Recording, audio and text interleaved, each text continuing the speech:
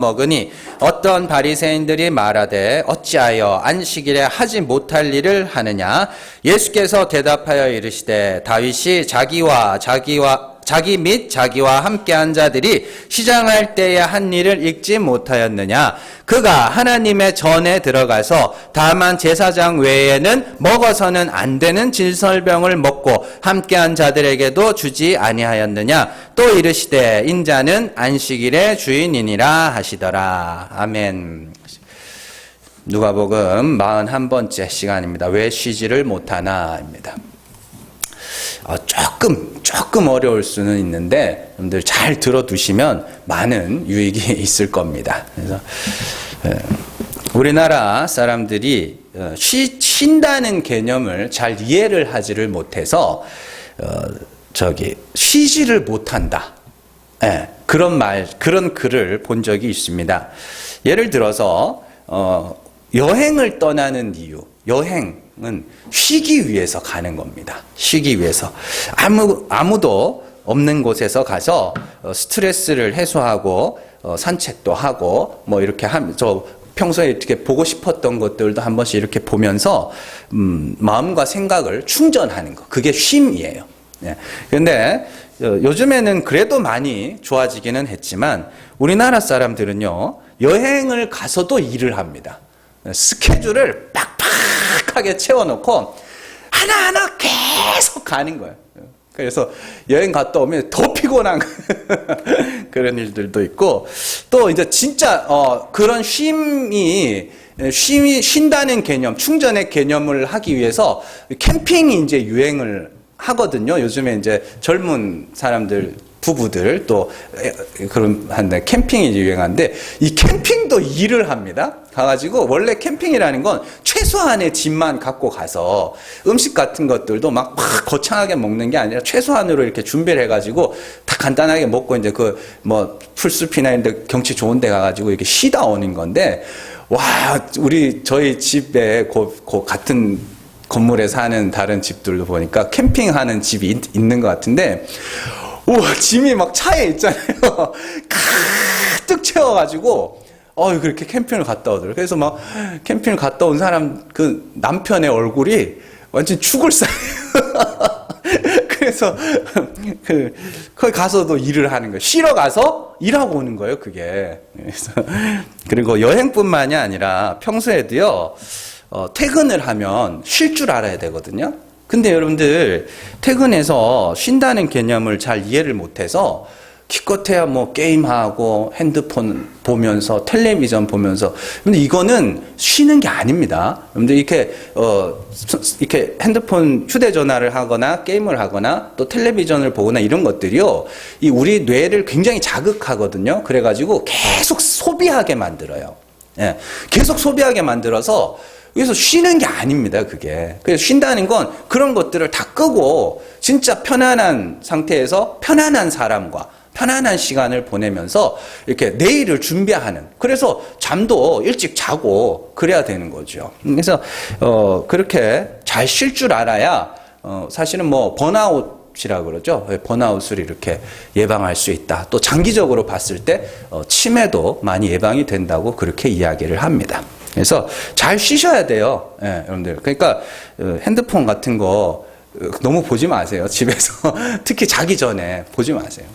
그리고 여성들 같은 경우에는 쉰다고 그러면서 쇼핑을 한다고 그러는 사람이 있어요. 여러분들, 쇼핑은 진짜 쉬는 게 아니고 이건 회사 가서 일하는 것보다 더 많은 에너지가 소비가 됩니다. 왜냐하면요, 여러분들 그 대형마트 가판대, 이렇게 계산하는 데 있죠. 대형마트 계산대 가면 뭐 있어요, 거기에? 껌이나 사탕이나 캐러멜 같은 거 팔죠, 거기서. 거기 가면 거기 있거든요. 왜 거기 있을 것 같으세요?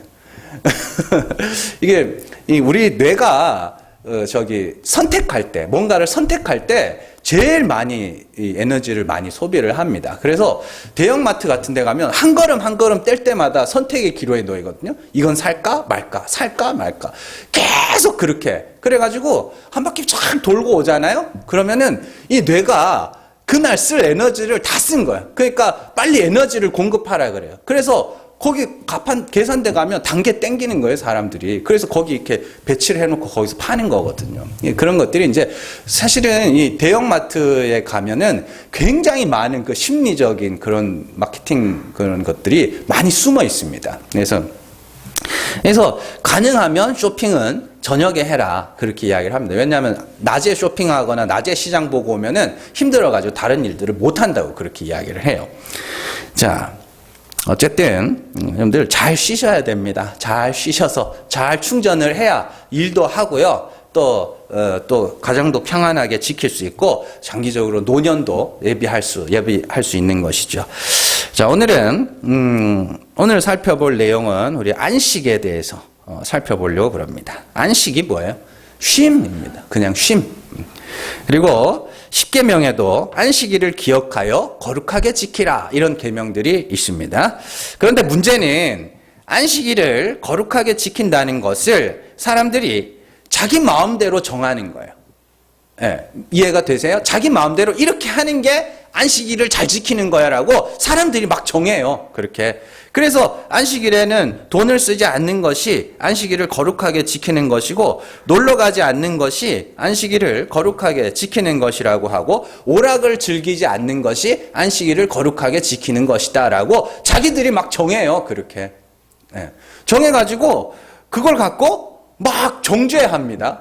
예, 저 한번 된통 당한 적이 있어가지고 부목사 시절에 이렇게 애들이 교회 밥 안 먹고 자꾸 밖에 나가서 사 먹더라고요. 그래가지고 잡으러 갔어요. 잡으러 갔는데 막 지네들이 이렇게 사가지고 목사님 거라고 막 오늘도 잡으러 올 줄 아니까 목사님 거 내 것까지 사는 거예요. 지네들이. 그래가지고 그 뭐 벌에 어떻게 같이 먹었죠. 가지고 그랬다 그냥 된통 혼나가지고 되게 욕먹은 적이 있었는데, 어쨌든 자, 그렇게 정해놓고 그렇게 하는 것이 안식일을 거룩하게 지키는 거라고 이야기를 합니다. 정말 그럴까요? 그렇게 주장하는 사람들하고 오늘 말씀에 바리새인들의 모습을 한번 비교를 해보자고요. 안식일에 배고팠겠죠, 제자들이. 그래서 밀을 이렇게 해가지고 껍데기가 있으니까 손으로 비벼가지고 그 안에 있는 밀 이렇게 먹었나 봐요. 그걸 보고 안식일에 하지 못할 일을 했다고 정죄하는 바리새인들이나 주일날 그거 뭐 사 먹었다고 뭐라 하는 사람이나 뭐가 달라요? 다른 게 있어요? 뭔가 핑계는 되겠지만 나는 하나도 안 다른 것 같은데. 그 교회에서 자판기는 또 설치해놨네. 교회 자판기는 또 사 먹어도 된대. 그래서 아니 뭐 어떻게 기준이 자, 그런 거죠. 제가 볼 때는 아무리 그럴듯한 핑계를 대더라도 저는 그 둘 사이에 어떠한 차이도 없는 것 같아요.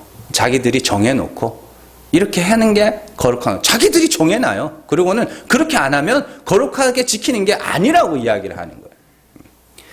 자, 오늘 우리가 안식일을 거룩하게 지킨다는 것이 무슨 뜻인지를 한번 살펴보려고 그러는데, 잘 들으셔야 됩니다. 그리고 혹시나 설교가 이렇게 졸리시면은 그 설교 올려놓으면은 또 들으세요. 졸린 부분들로 다시. 자, 안식이라는 단어가 처음 등장한 것이 창세기 1장입니다. 첫 창조 때 안식일이라는 것이 처음 등장하죠. 하나님께서 6일 동안 세상을 창조하신 후에 7일째 쉬셨습니다. 안식일이죠. 그리고 하나님은 그 첫 창조 때의 그 안식을 배경으로 안식일을 거룩하게 지키라고 이야기를 합니다. 모세율법에서. 자, 출애굽기 20장 8절에서 11절 같이 읽습니다. 안식일을 기억하여 거룩하게 지키라. 엿새 동안은 힘써 내 모든 일을 행할 것이나 일곱째 날은 내 하나님 여호와의 안식일인즉 너나 내 아들이나 내 딸이나 내 남종이나 내 여종이나 내 가축이나 내 문 안에 머무는 객이라도 아무 일도 하지 말라. 이는 엿새 동안에 나 여호와가 하늘과 땅과 바다와 그 가운데 모든 것을 만들고 일곱째 날에 쉬었습니다. 그러므로 나 여호와가 안식일을 복되게 하여 그날을 거룩하게 하였느니라. 아멘. 안식일을 기억하여 거룩하게 지키라고 했는데 왜 그렇게 지켜야 되느냐? 하나님이 안식하신 날이기 때문에 안식일을 지키라고 이야기를 합니다. 이해되시죠? 그러면 안식일이라는 건 결국에 뭐예요? 하나님이 쉬시는 날을 기념하는 날인 것이죠. 기억하는 날. 그래서 그렇다면 안식일의 핵심은 결국 뭐예요? 하나님이 일을 쉬셨다라는 것이 안식일의 핵심이라는 것을 알 수 있습니다. 그렇다면 자, 뭐 다 설명하기는 어렵고 안식하기 직전에 있었던 하나님의 마지막 일, 네? 여섯째 날 하나님의 마지막 일이 뭐였어요? 예? 사람 만드는 거예요. 예, 사람 만드는 거였죠. 근데 창조 여섯째 날에 하나님은 짐승을 만드시고 동시에 사람을 만드셨는데 사람을 지으실 때 어떻게 지으셨냐면 한 사람을 만드시는데 둘로 만드셔요. 한 사람을 만드는데 남자와 여자 둘로 하나를 만드시는 겁니다. 그게 하나님의 일이에요. 마지막 일. 자, 창세기 1장 27절 같이 읽습니다. 하나님이 자기 형상 곧 하나님의 형상대로 사람을 창조하시되 남자와 여자를 창조하시고 아멘. 여기 보시면 사람을 창조하시되 할 때 이 사람이 한 사람의 단수를 써요. 단수를 일부러 단수를 쓰고 남자와 여자로 창조하시는 거예요. 둘이 하나가 되면 그게 사람이에요. 자, 그렇다면 하나님의 일이 끝나는 시점이 언제냐? 남자와 여자가 하나가 되면 하나님의 일이 뭐 하는 거예요? 끝나는 거예요. 그 다음이 안식인 거죠.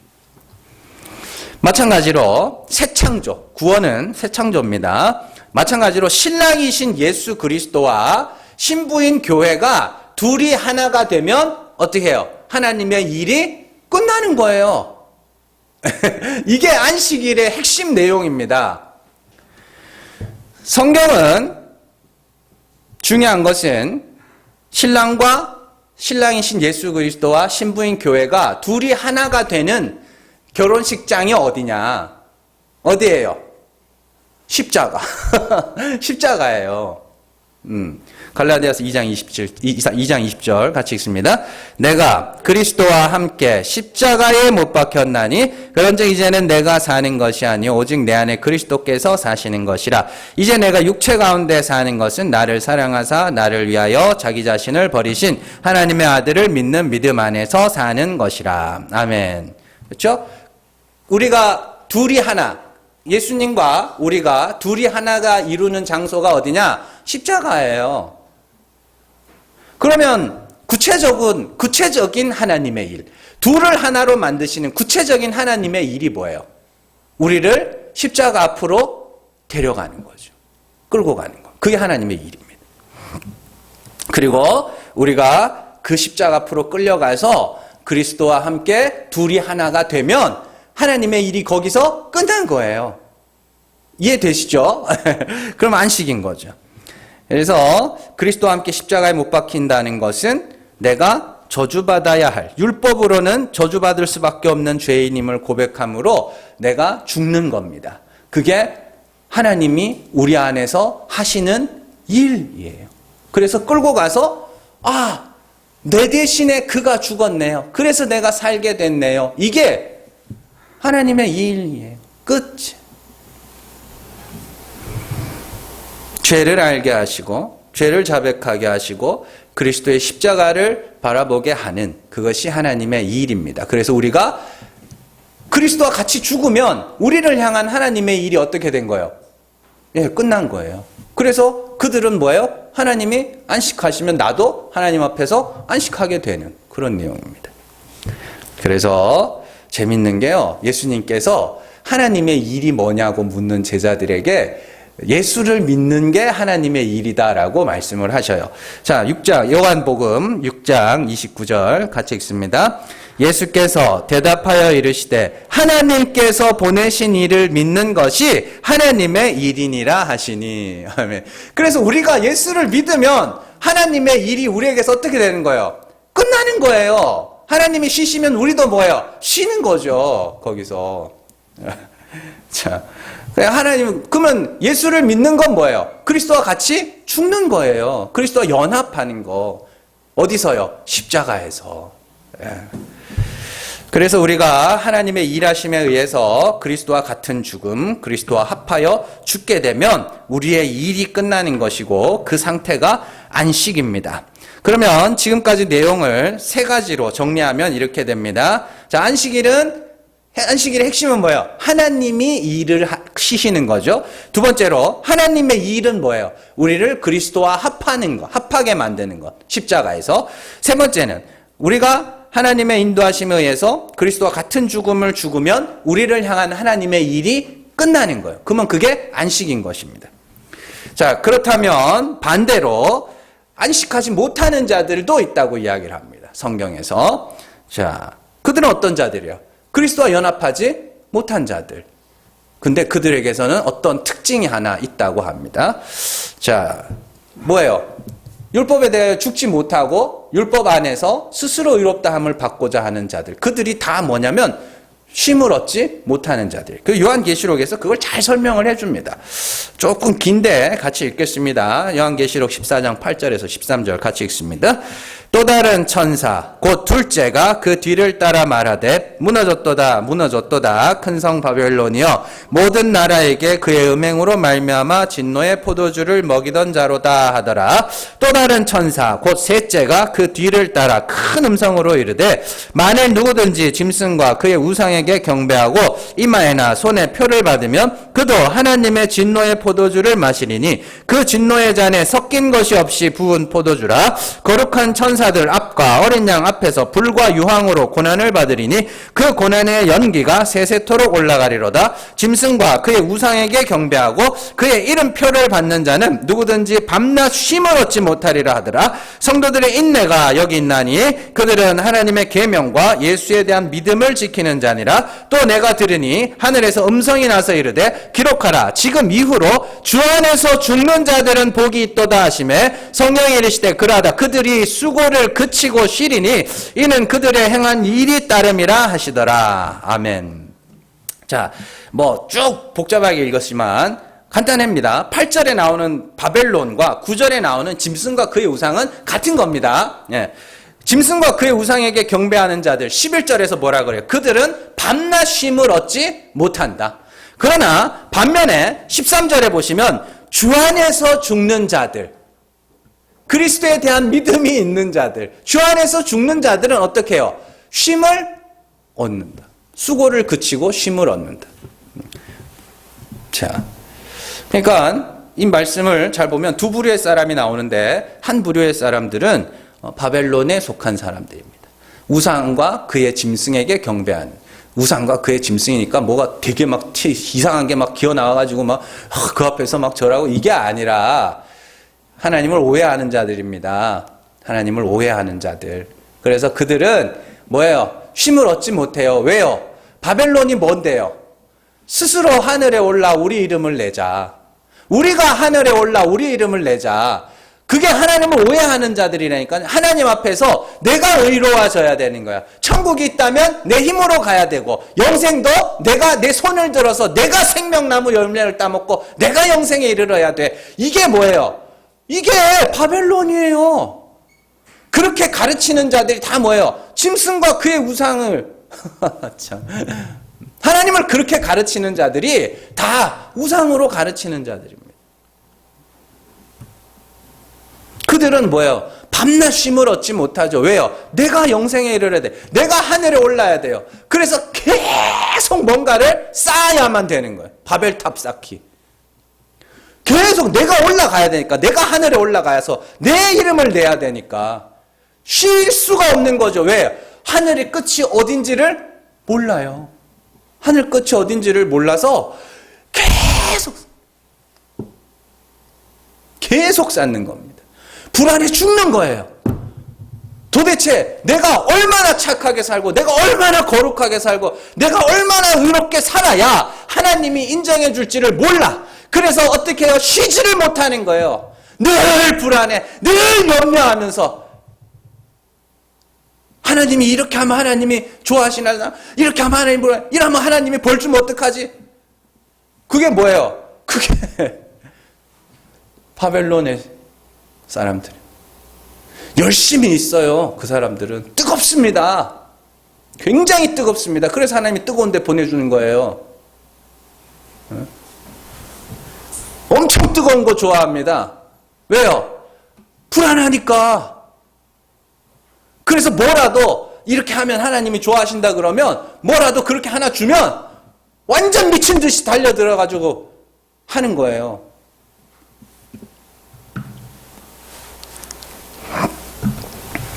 근데 주 안에서 죽는 자들이 있습니다. 죽어버렸어요. 어떻게 해요? 해보니까 어떻게 해요? 해보니까 안 돼. 이거는 하나님이 불쌍히 여겨주시는 방법 아니고는 나는 구원받을 수가 없어요. 그래서 주여, 불 가지고 사르든지 물 가지고 씻든지 주님 나 불쌍히 여겨주시지 않으면 나는 지옥 갈 수밖에 없습니다. 이렇게 죽은 자들, 그들은 뭐예요? 쉼을 얻는 거예요. 왜요? 하나님이 버리셔도 할 말 없지만 하나님이 불쌍히 여기시면 구원해 주실 줄 믿기 때문에 죽는 거예요. 그렇게. 그러니까 여러분들이 그 죽음을 죽어야 되는데 아무나 못 죽어요. 그게.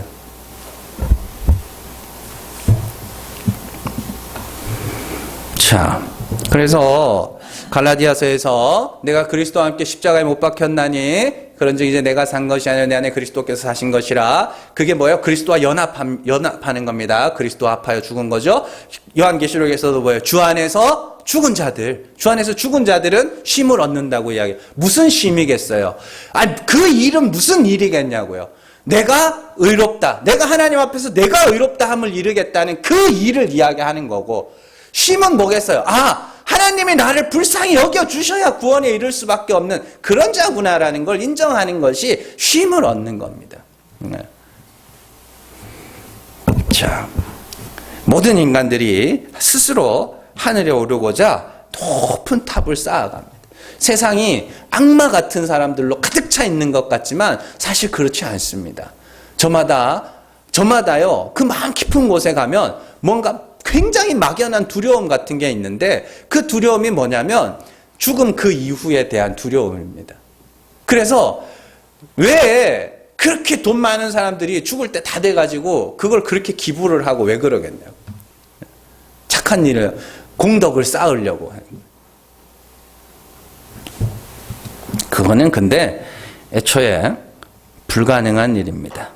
근데 쉬지를 못해요. 계속 불안해 죽는 거예요. 왜? 하나님을 알지 못해서 그래요.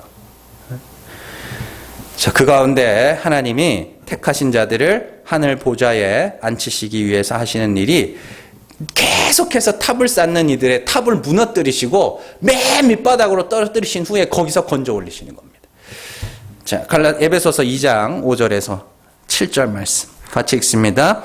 허물로 죽은 우리를 그리스도와 함께 살리셨고 너희는 은혜로 구원을 받은 것이라. 또 함께 일으키사 그리스도 예수 안에서 함께 하늘에 앉히시니 이는 그리스도 예수 안에서 우리에게 자비하심으로써 그 은혜의 지극히 풍성함을 오는 여러 세대에 나타내려 하심이라. 아멘.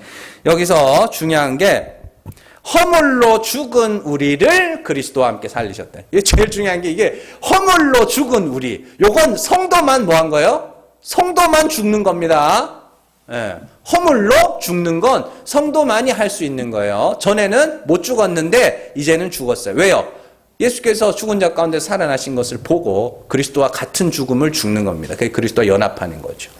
그러면 하나님이 어떻게 한다고요? 그리스도와 함께 살리셔서 보좌 우편에 앉히셔요. 왜요? 왜? 하나님의 은혜가 얼마나 큰지를 나타내시기 위해서. 그게 에베소서 2장 7절의 말씀이죠. 그리스도 예수 안에서 우리에게 자비하심으로써 그 은혜의 지극히 풍성함을 오는 여러 세대에 나타내려. 그러니까 구원받는 자들, 하나님 앞에서 구원받는 자들은 이 땅에서 막 칭찬받고 이런 사람이 잘 없습니다. 도리어 정말로 하나님이 진짜 대단하신, 어떻게 저런 애를 구원하시나? 이 정도까지 가야 되는 겁니다. 우리 역시도 그렇게 돼야 돼. 하나님, 어떻게 나 같은 걸 구원하시냐고. 그게 돼야 되는데, 그래야 누가 높임 받아요? 하나님이 높임 받죠. 그래야. 어떻게 나 같은 걸 구원하셔요? 그래야 하나님이 높임을 받는 거예요. 근데 요 구원받은 자들이 너무 잘났네? 너무 착하고, 너무 성실하고, 너무 깨끗하고, 너무 거룩해.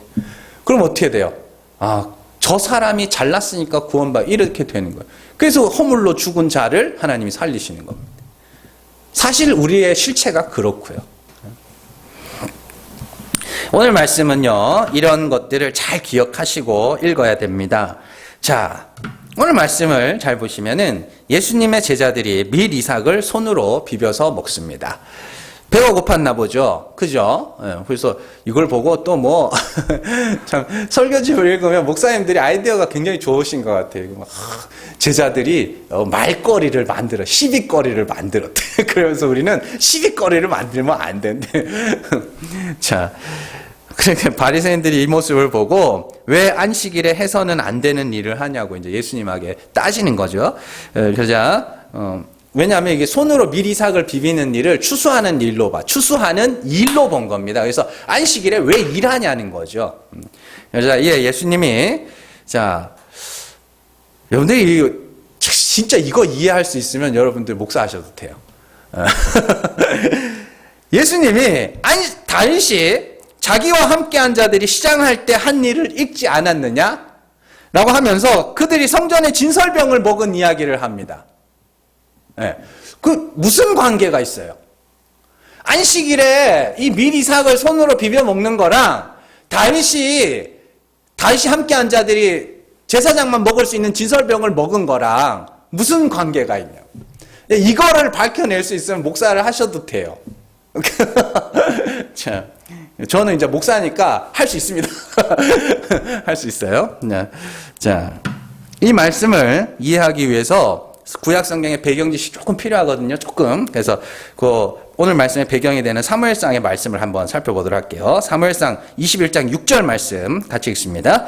제사장이 그 거룩한 떡을 주었으니 거기는 진설병 곧 여호와 앞에서 물려낸 떡밖에 없었습니다. 이 떡은 더운 떡을 드리는 날에 물려낸 것이더라. 아멘. 자, 다윗이 높 땅에 가가지고 요 성전에 이제 도착을 했을 때 그날이 어떤 날이라 그래요? 더운 떡을 드리는 날에 물려낸 날이라고 이야기를 합니다. 자, 이 더운 떡을 드리는 날이 언제냐면 안식일이에요. 이 날이 안식일이라고. 레위기 24장 8절에서 9절 같이 읽습니다. 안식일마다 이 떡을 여호와 앞에 항상 진설할지니 이는 이스라엘 자손을 위한 것이요 영원한 언약이니라. 이 떡은 아론과 그의 자손에게 돌리고 그들은 그것을 거룩한 곳에서 먹을지니 이는 여호와의 화제 중 그에게 돌리는 것으로서 지극히 거룩함이니라. 이는 영원한 규례니라. 아멘. 사무엘상 21장에서 그날을 더운 떡을 드리는 날이라고 그러죠. 그러니까 일주일에 한 번씩 성소에 있는 무교병을, 성전의 떡, 진설병을 교체를 하는 거예요. 안식일에. 그러니까 다윗이 높당에 갔은 날이 뭐예요? 안식일이죠. 그리고 그날에 먹어서는 안 되는, 제사장 외에는 먹어서는 안 되는 떡을 다윗과 그에 함께 한 자들이 먹었죠. 자, 바리새인들의 질문이 뭐였어요? 어찌하여 안식일에 해서는 안 되는 일을 하느냐? 이게 질문이죠. 그러면 예수님이 지금 이 다윗의 이야기를 하는 게 뭐냐면 안식일에 다윗은 안식일에 먹어서는 안 되는 떡을 먹었잖아. 이해되시죠? 그런데 다윗에게 뭔가 해가 있었어요? 없었어요? 하나님 뭐라 했어요? 아니죠. 그래서 다윗과 함께한 자들은 그걸 먹어도 아무 문제가 없었습니다. 그러니까 예수님도 뭐라 그러면 나랑 함께 있는 자들도 안식일에 이거 해먹어도 아무 문제가 없어. 그래서 내가 안식일의 주인이야. 그러니까 다른 사람은 안 되는데 다윗은 됐잖아. 다른 사람은 안 되는데 나랑 있으면 돼. 이 말이에요.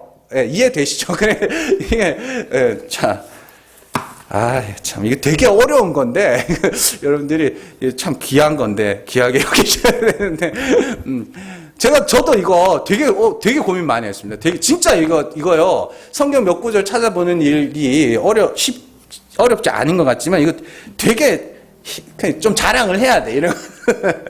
자, 예수님이 안식일의 주인이라는 게 뭐냐면, 나랑 있으면 먹어도 돼요. 다윗이 안식일에 먹어서는 안 되는 떡을 먹었잖아. 그래도 아무 일 없었잖아. 하나님 뭐라 안 했잖아. 그것처럼 내가 안식일의 주인이야. 나랑 있으면 먹어도 돼. 이런 뜻입니다. 예. 자, 그러면 이제 좀 억울하죠? 예. 뭐 다른 사람은 안 되고 예수님은 되냐? 뭐 이러면서 따질 수 있습니다. 자, 그러나 우리가 안식일에 대해서 살펴본 것처럼 우리가 쉬어야 되는 일이라는 것이요, 내가 의롭게 되겠다는 그 일이잖아요. 그죠? 그리고 우리가 쉬지 못하는 이유는 내가 의롭게 돼야 한다는 그 마음에 율법 아래에서 끊임없이 뭔가를 행하고 있잖아요. 그게 쉬지 못하는 거죠. 앞서서 예수님은 죄인들의 죄를 사하기 위하여 오셨다고 이야기를 하시죠. 그죠? 자, 그래서 예수님을 따르는 제자들은 어떤 자들이에요? 자신들의 죄를 자백하고. 그래서 그 레위 이야기가 앞에, 세리 레위 이야기 그 앞에 나오는 거예요. 그들은 뭐 한 거예요? 그리스도와 함께 죽은 자들이에요. 그리스도와 연합한 자들. 그렇게 그리스도와 연합하여 율법에 대하여 죽은 자들은 더 이상 뭐 할 필요가 없어요. 스스로 의롭다함을 받을 필요가 없는 것이죠. 그들이 진짜 쉼을 얻은 자들. 반면에 안식일의 계명을 갖고 사람을 정죄하고 이걸 지키기 위해서 막 하는 사람들은 결국에 뭐 하는 사람들이에요? 죽지 못한 자들. 그들은 안식일에도 뭐 하는 거예요? 쉬지를 못하는 거예요.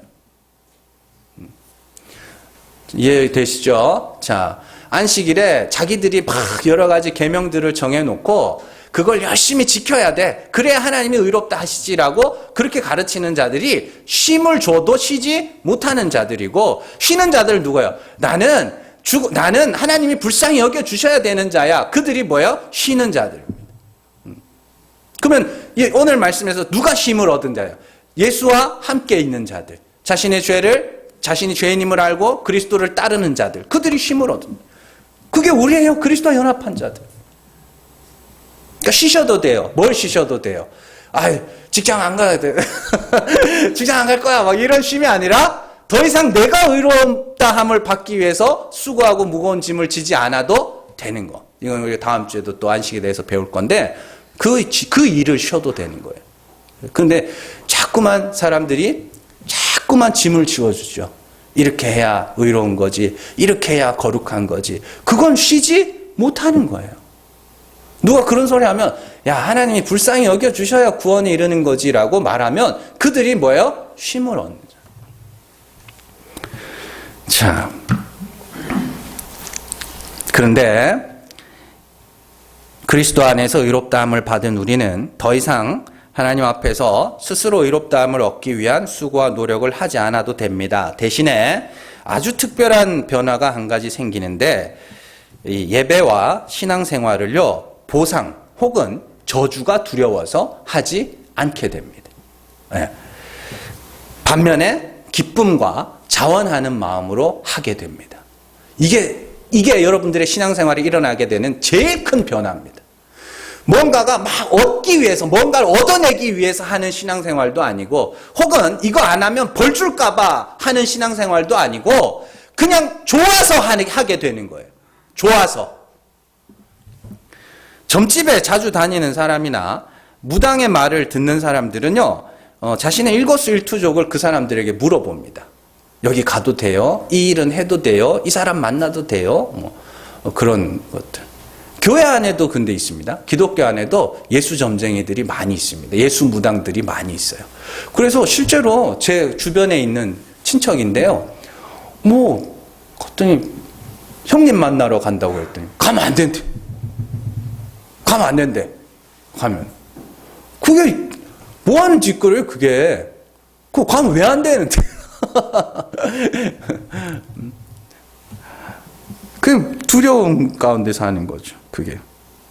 성도들. 근데 그런 예수 무당들은요, 그렇게 대놓고 무당들은 차라리 그래도 구분을 하기 쉬워요. 근데 진짜 넥타이 메고 앞에서 무당짓 하는 인간들이 나쁜 인간들이죠. 아무데나, 여러분들, 성도들을 하나님의 이름으로 자꾸 두렵게 만들어요.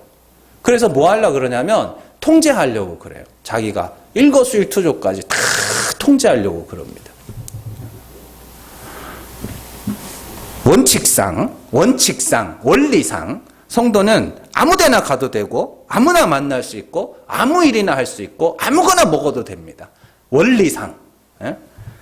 그런 두려움에서 이제는 벗어나셔도 돼요. 하나님이 이렇게 하면 하나님이 이렇게 하지 않을까? 예? 예전에 이제 우리 교회에서 실제로 있었던 일입니다. 이게 진짜로 이렇게 좀 교회가 약간 시끄러웠던 적이 좀 있었어요. 그 시간 동안에 이렇게 좀 이렇게 그 시간이 좀 지나고 나서 갑자기 한 세 분, 네 분 정도한테서 안 좋은 일이 막 터지기 시작했어요. 동시적으로. 그러니까 이분들이 뭐라 그러냐면 우리가 목사님 말 안 들어서 이랬나 봐. 이러는 거예요. 아닙니다, 여러분들. 하나님이 필요해서 그런 일들을 겪게 하시는 거지. 목사 말 안 듣는다고 그러는 거 아니에요. 그렇다고 또 막 그런 소리는 아닙니다, 또. 사람으로 대해주시면 돼요. 이거 꼭 이 사람들이 중간이 없어요, 중간이. 목사님을 막 신으로 섬기다가 아니면 막 사람 취급도 안 해주는 이렇게 양쪽으로 갈리지 마시고 사람으로 대해주시면 됩니다, 목사는. 자, 그런데 그런 것들을 말하기 얼마나 좋아요. 거 봐라. 목사 말 안 듣고 목사한테 개기니까 저렇게 되는 거 아니냐. 그러면 그때부터 성도들이 잔뜩 무서워하는 겁니다. 잔뜩 무서워하는 거예요. 무서워가지고 절대로 목사님한테 한 말 못하는 거예요. 그러지 마시라고요. 목사도 잘못하면 잘못했다고 이거 아닌 것 같다고 말할 수 있어요. 자, 그러나 그리스도와 함께 죽어서 쉼을 얻은 자들은 예배 빠지면 벌 받을까 봐 두려워하는 자가 아니라 예배를 사모하게 됩니다. 하나님이 어떠한 분이시며 성경이 뭘 이야기를 하는지를 알기 위해서 좋아하고 사모하게 됩니다. 그 은혜가 너무 귀해서 다른 사람들한테 복음을 소개해 주는 거예요. 너무 좋아서. 여러분들 좋아하는 가수들 있으시죠? 임영웅인가? 요즘은 난리라며요. 예전에는 나훈아 콘서트 표 구해주면 효자 소리 들었다고 했는데 요즘에는 임영웅인가 하는 가수 표 구해주면은 효자 소리 듣는다 그러더만요. 그거 왜 그래요? 좋으면 어떻게 해요? 막, 야, 들어봐라. 나 아무 관심도 없는데, 들어봐라. 막 그러죠? 예, 전도는 그렇게 하는 겁니다. 예수가 너무 좋아서, 하나님의 은혜가 너무 좋아서 소개해 주는 거예요. 그게 전도죠. 냉장고 줄게, 여행 보내줄게 한다고 하는 게 전도가 아니라고요. 또 전도 안 하면 하나님이 벌 준다? 그래서 하는 것도 아니에요. 여러분들은 예수가 좋아야 돼요. 예수 어떻게 좋아야 돼요? 내가 진짜로 죽어야 하는, 하나님이 지옥에 보내도 시원찮지 않은 그런 죄인임을 알 때 그 죄를 사하신 그리스도가 좋아지는 겁니다. 그러니까 여러분들 뭘 해야 돼요? 예수를 좋아해라 그런다고 좋아지냐고. 그게 아니라 내가 내 죄를 알아가야 돼요. 그게 아주 핵심입니다. 그래서 보상과 처벌이 아닌 자원하는 마음에 소원을 두고 행하게 하심, 이런 말씀들이 성경에 나오는 겁니다. 두려워서가 아니에요. 무서워서가 아니에요. 하나님이 좋아서, 예수님이 너무 좋아서 이 복음이 증거되는 이 장소, 별로 볼 것 없지만 그래도 여기 와서 청소도 하고 섬기기도 하는 것이고, 헌금도 막 이거 하면 하나님이 몇 배 튀겨주시겠지 이게 아니라 복음이 증거되는 이 교회, 이 복음이 좋아서, 예수가 좋아서 헌금도 하는 거고,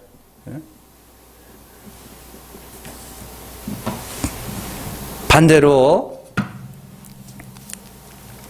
예배가 귀찮고 싫어졌다는 것은요, 우리 신앙에 뭔가가 문제가 생겼다는 신호입니다. 여러분들 그 신호를 잘 파악을 하셔야 됩니다. 나름대로 이유는 다 있어요. 나름대로. 그러나 어떠한 핑계를 대든지 하나님의 은혜를 찬송한 것보다 다른 것들이 더 소중하게 여겨지고 있다는 것은 확실하게 우리의 신앙에 뭔가가 문제가 생겼다는 신호입니다. 복과 저주의 문제가 아니라, 예배 빠지면 벌 받는다 막 이런 복과 저주의 문제가 아니라, 내가 내 관심이 예수님에게서 뭔가 다른 것으로 지금 옮겨갔구나. 빨리 신호를 캐치를 하셔야 되는 것이죠. 근데 그런 말이 있습니다. 가난해지기 싫으면, 그러니까 부자 되는 방법은 거의 운이라 그래요. 근데 가난해지지 않을 수는 있다고 그럽니다. 가난해지지 않으려면 돈을 잘 써야 되는데, 돈을 잘 쓰려면 어떻게 해야 되냐면 딸 시집 보낼 때처럼 쓰라. 그런 말이 있어요. 내가 돈을 쓸 때 딸 시집 보낼 때처럼 쓰라는 거예요. 그래서 돈은 사실은 누구한테 주는 거예요? 사람한테 주는 거죠. 우리가 뭐 음식값을 먹어도 음식한테 돈을 주지는 않잖아요. 사람한테 주는 거지. 그러니까 뭐한테 주라는 거예요? 좋은 사람한테 주라는 거예요. 내가 시집을 보내도 되는 사람한테. 그래서 노름방에 가면은 전부 뭐예요, 거기? 노름하는 중독자들이죠, 다. 그 사람한테 시집 보내고 싶어요? 내 딸이 있으면 난 죽어도 안 보내요. 예? 그리고 함부로 막 이렇게 나쁜 사람한테도 안 보내게 되고, 나쁜 장소에서도 안 쓰게 되고, 그게 단순하게 아껴라, 이런 내용이 아닙니다. 잘 써야 돼요. 잘 쓰는데, 좋은 데 시집 보내는, 좋은 집에. 좋은 집에 시집 보내고, 좋은 사람한테 돈을 쓰고, 그러라는 게 있는데, 우리의 시간도 똑같습니다. 우리의 시간도 어디에 시집 보내고 있는지 한번 잘 생각을 해보세요. 우리의 시간은 어디에 시집 보내고 있는지. 제가 이렇게, 저도 컴퓨터를 가까이 이렇게 좀 작업을 하고 뭐 설교 원고도 쓰고 이러다 보니까 컴퓨터를 좀 가까이 할 때가 많은데, 시간들이 너무 헛된데 많이 쓰더라고요. 그래서 뭐 텔레비전 보면서 생전 한 번 만나보기도 힘든 사람들한테 내 시간을 시집 보내지를 않나. 그 딸내미 시집 보냈는데 처갓집에 한 번도 안 오면 어때요? 속 뒤집어지는 거지. 그러질 않나. 나쁜 데다가 자꾸 시집 보내고 있는 건 아닌가. 자, 저는 우리 성도들은 이 시간들을 충분히 의미 있는데 쓰고 있을 거라고 예측을 합니다. 의미 있는데, 예배 안 나오는 데는 많은 이유가 있겠죠. 근데 의미 있는 데다가 쓰고 있다고 생각을 할 거예요. 근데 예전에 제가 아는 어느 집사님이 그런 이야기를 해줬어요. 동네 청년들, 그 집사님이 이제 연세가 있으신 분인데, 이제 청년 때, 옛날에는 이제 동네 청년들끼리 모여서 개도 잡아먹고, 또 뭐 그랬잖아요. 그래서 돼지도 잡아먹고. 그래서 청년들끼리 모여서 이제 개를 잡아먹으려고 했다고 그래요. 키우던 개를. 다른 사람이 키우던 개를. 그래서 이 개를 이제 잘 죽여야 되는데, 좀 덜 죽였나 봐. 덜 죽였나. 그래서 죽은 채 기절해가지고 이러고 있었는데, 그래서 이제 죽은 줄 알고 뭐 해야 돼요? 털을 꼬실러야 되잖아요. 그래서 이 털을 꼬실른다고 막 이러는데 얘가 뜨거워가지고 기절했다 깬 거예요. 깨가지고 막 몸에 털이 시커멓게 이렇게 된 상태로 막 도망을 가더래요. 근데 그 개 주인이 야 이리 와. 그랬더니 오더래요. 왜요? 자기 키워준 주인이니까. 네. 여러분은 어떻습니까? 우리는 하나님이 아들을 내어주시기까지 우리를 사랑해 주셨는데, 그냥 그렇게 우리의 시간과 우리의 몸과 또 우리의 물질 이런 것들이 참 조금 더 너무 아까워하고 있지는 않는가, 그런 생각이 듭니다. 늘 걔만큼만 삽시다. 걔만큼만 살자고요. 무서워서, 그 개가 무서워서 주인한테 간 것도 아니고, 또 뭔가 기대해서 간 것도 아니에요. 주인이 좋아서 자기 잡아먹으려고 하는데도 가는 거예요. 그런데 정말 하나님을 향한 우리의 마음이 그렇게 뭔가 처벌과 보상이 아닌 정말 자원하는 마음으로, 기쁨으로, 감사함으로 우리의 남은 시간도 물질도 우리의 헌신도 정말로 기쁜 마음으로 부담감 없이 그렇게 하나님 앞에 정말 드린다는 느낌도 아니죠. 쓸 수 있는, 사람들 되시기를 주님의 이름으로 축원합니다.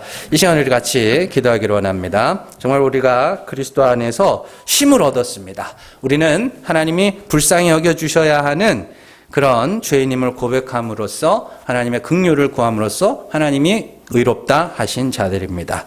이제 은혜를 알고 더 하나님 사랑하고 하나님을 위해서 나의 시간과 물질을 쓰는 것을 아까워하지 아니하며 정말 좋아서 자원하는 마음으로 기쁨으로 우리의 모든 것들을 하나님을 위해서 사용할 수 있는 정말 하나님께서 마음에 소원을 두고 행하게 하시는 정말 헌신자들 될 수 있도록 이 시간 우리 간절한 마음으로 같이 기도합시다.